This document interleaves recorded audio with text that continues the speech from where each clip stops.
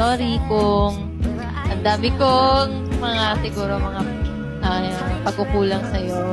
Pero, para jowa ko ba to? Parang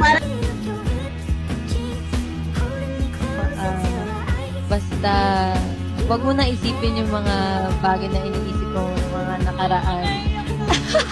naiyakan na to.